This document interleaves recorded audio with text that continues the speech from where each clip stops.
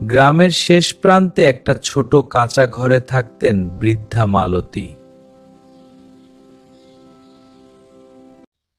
আমার বয়স 70-এর কাছাকাছি। শরীর দুর্বল কিন্তু মনটা শক্ত। স্বামী বহু বছর আগেই মারা গেছেন। ছেলেমেয়েরা কাজের খোঁজে শহরে গিয়ে আর ফিরে আসেনি। প্রতিদিন ভোরে মোরগের ডাকই তার ঘুম ভাঙতো। লাঠিতে ভর দিয়ে তিনি উঠোন ঝাড়ু দিতেন। চুলায় ভাত বসিয়ে দিন শুরু করতেন তিনি। তার জীবনে অভিযোগ কম, সহ্য করার শক্তি বেশি ছিল। গ্রামের মানুষ তাকে দাদি বলে ডাকতো, কিন্তু সময়ের সাথে সাথে সবাই ব্যস্ত হয়ে পড়ল।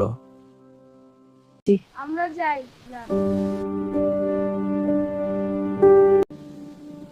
শরীরটা খুব খারাপ।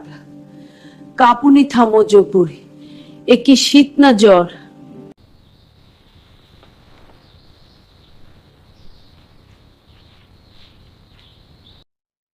আজ যদি কেউ একটু খোঁজ নিত।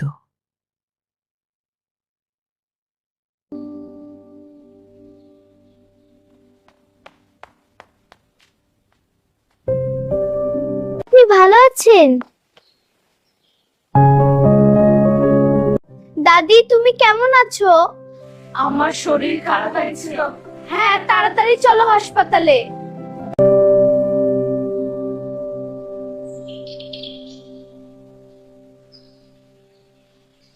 দাদি স্কুল থেকে এলাম, তোমার জন্য ওষুধ এনেছি।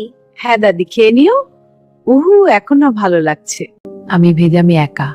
কুঞ্জ ভালোবাসা কখনো ভালোবাসা, শুধু একটু সময় দরকার।